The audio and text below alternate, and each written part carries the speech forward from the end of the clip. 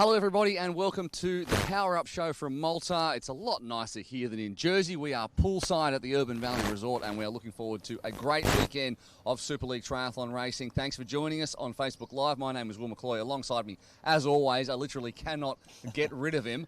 I used to say two-time world champ, but he's corrected me because he won two other world championships, lesser world championships, but two-time Ironman world champ, two-time ITU world champ. That makes four. Chris MACCA McCormack, how are you?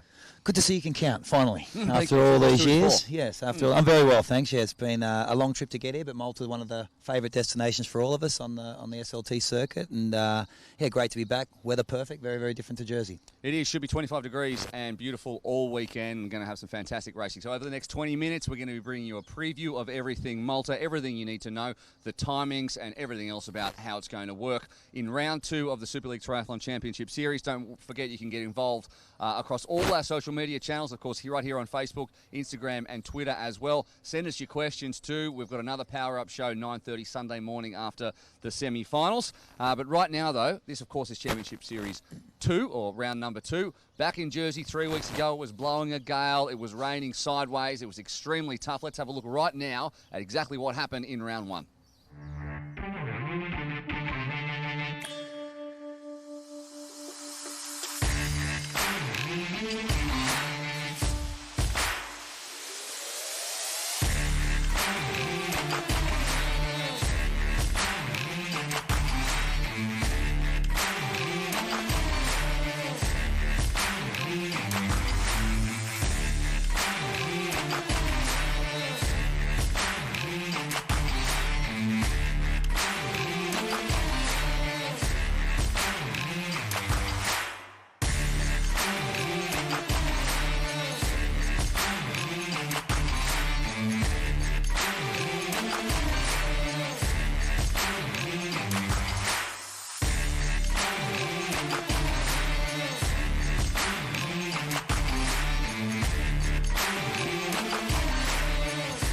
After 1 minute of the Power Up Show, we are already bored of talking just to Macca. So we've got our two reigning champions in, Katie Zafiris and Vincent Lewis, one of which is in the pink jersey and one of which is about to put her hand back on the pink jersey. We hope so, at least. And I'm only saying that because she's right there. Katie, let's start with you. You're in an unfamiliar position of not wearing the pink. You wore it all last year. You come back to Malta where you dominated across the course of the weekend. It was an American domination with Kirsten Casper and Summer Rappaport, but it must be nice to be back. Yeah, it's super nice to be back. It's blue skies, warm, and we've gotten to do our boat trip and go swim in the water, and now all we have to do is race. You were very focused. So we went on a boat trip yesterday, which I somehow got on for absolutely no reason at all. I said I was doing research, but really I was just sunning myself. And everyone else went to do cliff jumps, and you went to do training. So you're very focused for this one.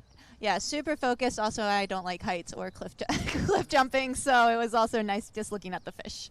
Vince, what about you? You're back in the pink. You got your pink Nikes yesterday too. Talk us through that. Yeah, it's always good to be back in pink. I was a bit like lost in Jersey with my yellow and black suite, but yeah. I was lucky enough to wear the blue one on Sunday. That was nice, but yeah, I prefer the pink definitely. And you got, if I'm right, Nike said if you wore the pink jersey to Malta, they do a special edition of the shoes for you. Is that right? Yeah, that's it. That's a pair of shoes that are coming, I think, in the shops maybe in the coming weeks. I think you can start to buy them online, but yeah, they're really famous for the sub 2 hours record they just did a few days ago.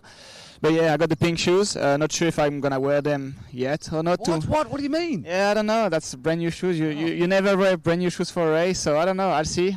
Maybe if I'm confident enough. I think fashionable Vince is going to overtake sensible Vince, and he's going to wear them on the weekend, maybe on Sunday. I was going to say, Katie, with we saw last week 2 weeks ago in Jersey, it was we lost that bike leg, which is a big strength of yours. Last year here in Malta, it was definitely the discipline that you laid down the smack. Cassandra didn't race here last year. Is that going to play a lot more into your advantage? We've been arguing that according to the data. The Graham's coming on later and showing us that the data doesn't necessarily show that. We tend to argue to the contrary. Are you excited about the bike being back in this event and the TT? Yeah, I'm super excited about the bike being back in, also with the TT, also having raced the course and having a bit of confidence knowing I've already done it. And I like hills. When the legs feel good, I tend to do pretty good up them, so I'm hoping that tomorrow they're feeling good. Have you done a non-drafting triathlon before? Have you ever done We didn't know if you ever done it. You have, okay. Yeah, I have. There you go. And I'm in front mostly, so Yeah, it's yeah. usually Good point. non-draft. Oh, there you go. I'm in front mostly. You've been taking notes from Vince. That's something Vince would say. I'm always in front. I don't know what's happening behind me. But just for people to catch people up, this weekend, the formats, obviously we have our semi-finals like we did in Jersey, but there'll be an individual time trial. So it's the equaliser on Sunday. There'll be a bike TT, but then only a 10-minute gap between the bike TT and then a sprint enduro, and that's pursuit start based on the times from the TT. And Vince, I'll get your thoughts on that one as well. We had in Malta last year a swim time trial. How do you feel about the bike time trial? It's certainly going to mix up the order coming into the sprint enduro. Yeah. I mean, I'm a good biker, so I'm not really afraid about the bike time trial. But we know that Hayden White or all these guys, they're really looking forward to racing the course with a hard bike and a bike time trial. But yeah, I'm up for it. No worries. I mean, with the heat on Saturday, it will be all matters of not spending too much energy, but still having the short shoot. And I think Hayden will push for it. But yeah. As we know, that's only about Sunday who crossed the line first, and that's what matters. So I'll do my best to be the first to cross the line on Sunday. And having raced the guys who outside of the Haydens, I know we saw the two semi-finals as the swim semi-final. We were both talking about, on the men's side in particular, what semi-final you'd choose to be in. Haydens in your semi-final. You've got Blumenfeld in the other semi-final. Who are the other big bikers that you think will suit on this course? My money is on Leo Berger. Ah, good. Interesting. That's only because he's French, no? No. I mean, he proved in Jersey that he can be fast even without the bike, and everyone knows that he's a strong biker. He's used to chase from the back when he has a bad swim and bridge to the front. He's always taking pull, never getting dropped from the back. So, yeah, my money's on him. And Katie, for the women, last year we saw Kirsten Casper. We had a whole bunch of the Americans dominating this course, but on this year a lot of those athletes are missing. So on the bike side, who should we be looking out for? I think, Rachael Clamour was a lot in the green jersey last year as well, and she's going to hopefully be really good and really on point. I think Taylor Spivey's been super consistent, strong across the board, strong cyclist, and also Sophie. I mean, she's wearing the blue jersey, but she's a strong cyclist as well. It is a bit of a smaller field. There's two heats of, I think, 9 and 8, adds up to 17 women, because at the end of a season we've had some... I guess some injuries and illnesses have put a few people out. So, as opposed to 29 in the men, which is a stacked field. So for you, I guess it doesn't really matter that much at the pointy end, because we've got Rachael, as you say, coming third. You've got Cassandra, and so that's pretty much your targeting. It doesn't really matter necessarily how many are at the back end. No, but I mean, the front end, like you said, is so strong. And besides Cassandra and Rachael, there's also Summer Rappaport and Taylor Spivey, and they'll all be holding everyone accountable. So it's definitely going to be a hard race, and also the unpredictability of the end of the season. You never know how people are going to show up for this race. Yeah. This was Summer's best race last year, if you recall. The Malta event, she was on point. She didn't race in Jersey because she was a bit ill. So speaking to her at breakfast, she's pretty keen to do some damage. Yeah, absolutely. She knows how to put the power down. There's no doubt about it on the bike. We had the slot draw earlier on today, in fact, only about an hour ago. So the semi-finals have been decided, who's in semi-final A and B. And, of course, only 15 go through to the final on Sunday, which is, for the women, because there's only 17 athletes, it's going to be very interesting. But another part, a little wrinkle that we have is because the bike TT is so close to the sprint enduro, those who go last in the bike TT are going to have far less time to recover for the enduro, and also take their bikes and gear from the top of the course, where the finishing line is, down to the bottom of the course to the transition area. So, and that will be decided based on the times finishing in the semi-final. So I think for both, I mean, every single spot, how important is that to get your choice of the time in the bike TT? And would you prefer to have more time to recover, or is there such a thing as having too much time and maybe your heart rate dipping a little bit too low before you race again? Where would you choose out of those spots? I would rather go on the first row of the bike TT. Maybe last of the first row, that would be the best spot, because you can still have the splits from the guy in front of you, and you can maybe try to catch up the guy in front of you. But yeah, definitely if you can have a bit more time. I mean, it's not gonna be a huge advantage, but still maybe 30 minutes more. It's still good to take. What about you, Katie? I mean, obviously that's what part of what you're going to be racing for, because everyone's probably, there's the short shoot, of course, but everyone else will be looking at those bike TT times. Yeah, I think there's a lot of motivation to be higher up after the first day, just so you can select where you want to go. And I think I'd choose to be in the first group in the middle if I can. That way I have people to chase, but not too much congestion in front of me. So that's definitely motivation, not only the short shoot, but also to do well in the first day. All right, to the pair of you, thank you so much for joining us. We both hope you have a fantastic weekend, but let's make it a competition, okay? Let's not just disappear at the front. Is that all right? You can do that for us? We're not fixing it. I'm just suggesting nicely that that's what happens. Thank you to both of you. Thank you. Thank you. All right, there you go. We're going to go another little look right now before these guys disappear. They've got to go in a second. But roving reporter Dave Rogers has been out and about in Malta over the week, and he's taken the Maltese Falcon with him. Now, this could be a little bit confusing, but the Maltese Falcon was a nickname given to Hayden Wild, who is from New Zealand, couldn't be further from Malta last year, and it's really picked up over the last 12 months. If you're watching in Jersey, he was doing the Falcon Wings as he came around and won one of the semi-finals. But he's been enjoying being back in his new home country and had a little look around. Have a check it out.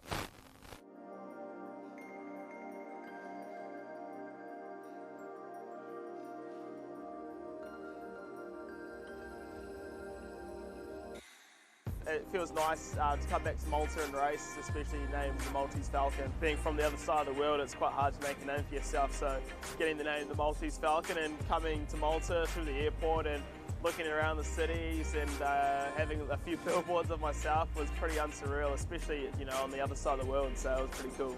It always feels super lucky, you know, we get to see some amazing places, and yeah, Malta's got to be up there on one of the prettier places that we've been, and the weather's great. You know, we've got amazing photographers here, and once they get those great shots, you can look through the photos and like, wow, we're actually in such a fantastic place racing, and we don't get this in New Zealand. Like, a few kind of bricks on the road is probably more rich in history than New Zealand has. You know, we're only like maybe 200 years old. So it's cool for me because I don't get to see it often because, you know, New Zealand's such a, as I said, a young country, and coming to an old country like this, it's pretty awesome to see.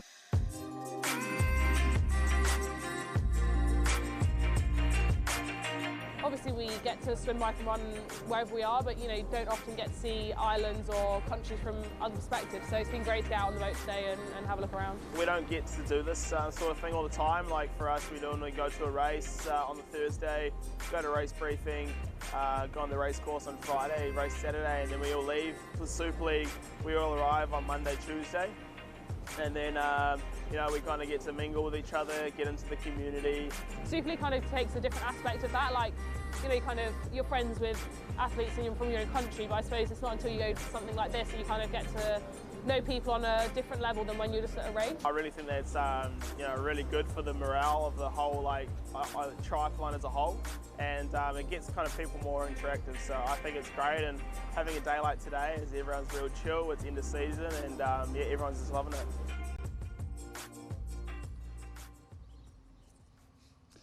Welcome back to the Power Up Show here in Malta. The first of two Power Up shows. We're going to have another one at 9:30 on Sunday morning. So make sure you get your questions in across all social media channels. We'll be checking all of them out, discarding most of them and taking the ones that we want to answer. So make sure yours is one of them. Now, excitement certainly building here in Malta. Well, you wouldn't tell from behind us because it's very relaxed here in Malta as well. But We're at a resort spa. we are. Well, you chose it. Yeah, it's closer to the swimming facilities. It's more relaxed. There's massage, everything happening here. So That's all for you, though. it's all for me. The Yeah, athletes, for the athletes, it's a nightmare. But All right, well, excitement's going too far off the charts, so we're going to bring it back down a few notches and talk data with our analyst, Graham Atchison. And he doesn't like Such that. abuse Yeah. all the He time. doesn't like Yeah. that. He's been crunching the numbers since Jersey, and we did a little prediction before Jersey with the data and what it says, because we dig really deep into the data. Well, he does. I don't do it at all. But like in terms of what you have to do, I mean, there's thousands of data points for people who are just tuning in that we analyse to try and predict what's going to happen. And it's not just because we want to make some money off it, but it kind of is. It's not really. We don't have any betting. But how deep do you go, first of all? Yeah, so we've got all the previous races. As you said, you've got thousands of data points, and basically trying to weight them according to what are the most likely predictors for this event, basically. So Jersey, there was so much that you couldn't predict. The weather was blowing 90 kilometres an hour. It was raining sideways. Yeah, we lost the bike leg. So I'll give you some leeway, but how close were the numbers to what actually happened over the weekend? Yeah, it was pretty good actually. I think broadly speaking, everybody was roughly where they should be. We obviously had, and actually, I mean, I did manage to take the bike out of the predictions, and that was quite interesting because we had to start with we had Safiras ahead of Belgrand, but as soon as you took the bike out, Bogrand got the jump on Zefiris. So that actually, that's what happened. That's what happened. Yeah, exactly. So that was quite good. And how was your predictions? Because we kind of I actually was right, if I recall. Oh, you recall? That often happens. You recall it like that. I think you picked Blumenfeld as well. Didn't I did you? on the men's side. We're talking yeah. about the women. No, At the yeah. moment. I did pick Cassandra to have a great race, I think. And if we look back at that Jersey event, and I think we talked about it a lot, it was that start off the blocks, especially in that aquathon. It was the start from the pontoon that won everything. Katie had a very, very difficult first swim, and from that point on, she was on the chase and just was never able to close down. Yeah, that's an interesting stat that Graham actually pulled out after Jersey, was that Cassandra Beaugrand has her fastest swim in her first swim, and Katie Zefiris always has her fastest swim in her last swim. But by that stage, Cassandra had controlled the race and ended up winning by 8 seconds. So that really was an indicator of how it all played out last time. Exactly. Yeah, it was quite unusual because I always looked at it and you see that Cassandra and Katie's swims are very similar. There's not much difference between them, but for whatever reason, it was just good racing, good tactics, good position on the pontoon. Cassandra beat Zefiris out of the water by 5 seconds in the first swim, and after that, it was game over. There was no way back, and she ended up increasing it to 8 seconds. So let's look now at Malta and what the numbers say for that. And I'm contractually obliged to say this exact line. Does the data know best, or will Macca win the test? No, you're not contractually I died. You know what? I died that. a little bit inside when I said that. Just a little bit.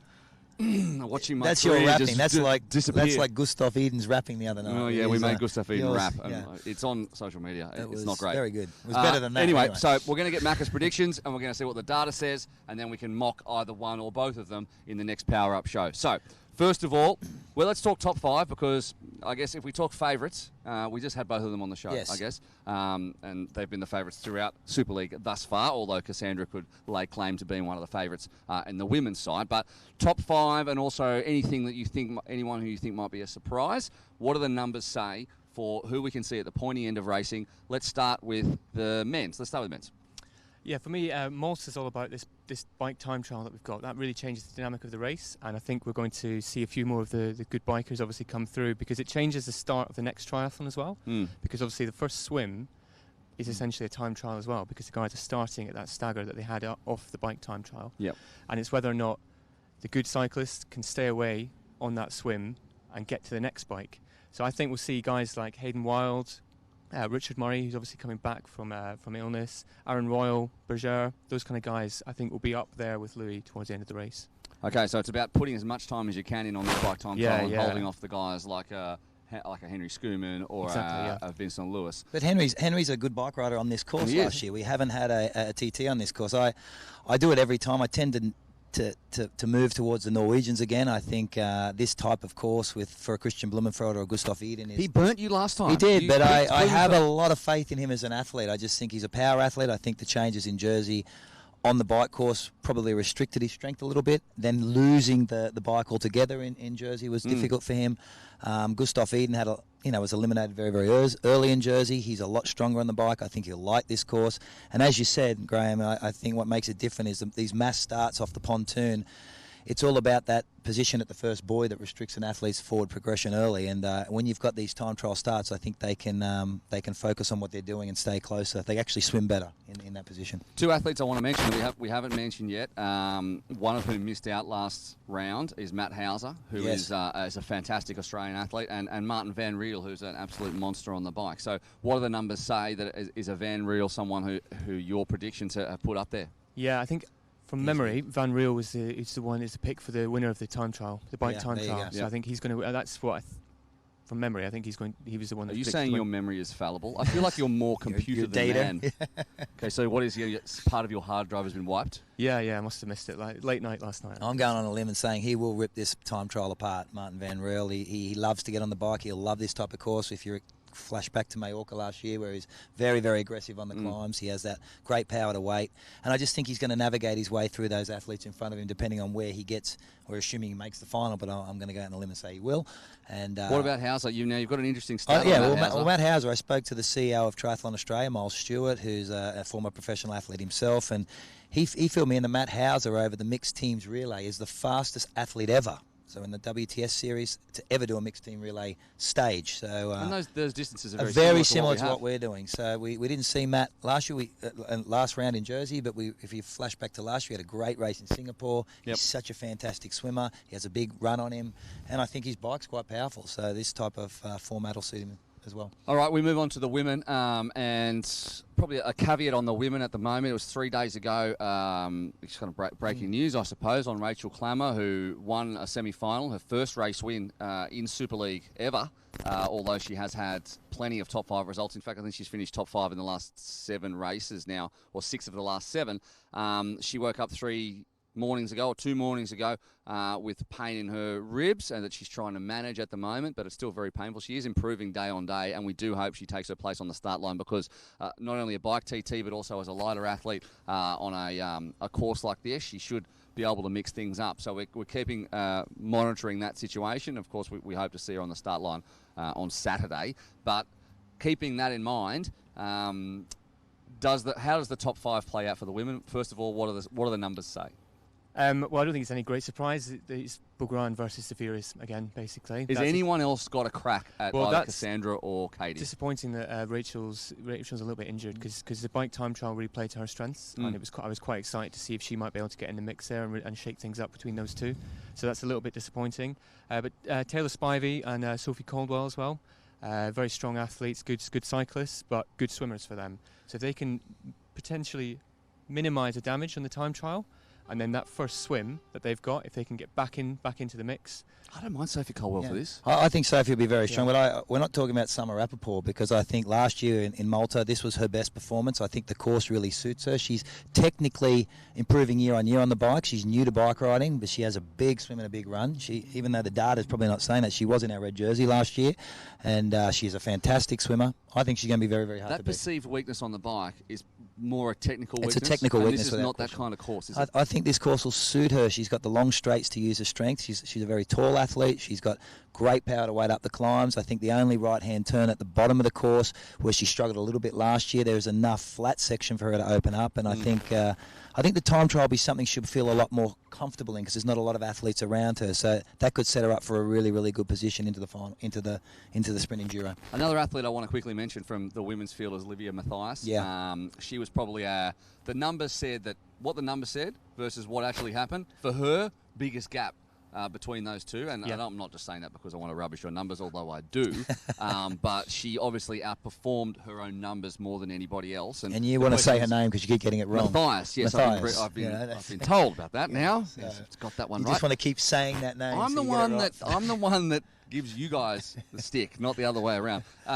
But can she do that again? Is that something, or is that an outlier in performance from, obviously she was at home in Jersey, conditions suit her better, she's obviously trained in Loughborough, now she's here in a much warmer course. Do we see the same thing? Well, she was an outlier because we didn't have any data on her from last time. She was the first time, so that's very defensive of you to say that. Defend myself no data. A little bit here. We had very little information on what she was about to do, basically, and hopefully she will on the radar again. She's pushing top 5, easily top 10, I'd say, this time round. Oh, wow. Now you have data. Easily top 10. There's 17 athletes, mate. Good on you for really putting yourself out there. We're just about to run out of time. We hope you enjoyed the Power Up Show. Thanks, Graham. Don't forget, all weekend we'll be on all social channels. Make sure you tune in across Facebook, across Instagram and Twitter. It's at Super League Triathlon. Anything else is just an imposter account set up by Macca to try and get more followers for himself. Do not follow Macca. His content is terrible. You follow me, though. Read the contract says, mate. You have to plug me. Sorry, Macca pays me, so it's at Chris Macca now. Thank you. At Macca now. Okay, yeah, right, okay. Don't forget to follow along on all the social media channels. There'll be plenty of content being pushed out. But more importantly, the Power Up Show will be back on Sunday morning, 9:30, so get your questions in. But you can watch the action all over the world, wherever you are, in 202 territories on 40-plus networks, and, of course, streaming on superleaguetriathlon.com. Saturday, it is 2 p.m. for the women's A and B semi-finals, and then 4 p.m. for the men's A and B semi-finals. That is local Maltese time, whatever time that is, don't know, but look it up. European in your time. local area. European time. No idea where this place even is. It's in Europe. It's in the middle of the ocean. Bottom there. All right? Next That's where we are. On Sunday, local time, 2:30 p.m. is the final of the women's equaliser. That'll include both the TT and the main race. They'll be back-to-back, so there's no big gaps in between. And 4 p.m. is the men's equaliser. Who's going to win? Men's or women's? Louis and Zavira's. Oh, I'm gonna go. I'm You have gonna. to pick different ones. Yeah, I'm gonna go Katie for the women, and I'm gonna go out in the limb because you picked Vincent, and I'm gonna back my man again, Christian Blumenfeld. You didn't even know what you were going to say until you just said it. No, You no, back my I- man again. I'm gonna back Christian. I keep getting in trouble because everyone says I'm failing, but I think Christian can do it. All right, there you go. I'm going to have absolutely no predictions whatsoever because I don't want to be wrong. I just want to tell these guys that they're wrong, and we'll do some of that. So we'll on pick for Sunday you. at 9:30. No, don't say any names. On Sunday at 9:30. We hope you've enjoyed this. We'll be back poolside, hopefully, once again. I'm not sure. Sunday 9:30. See you then.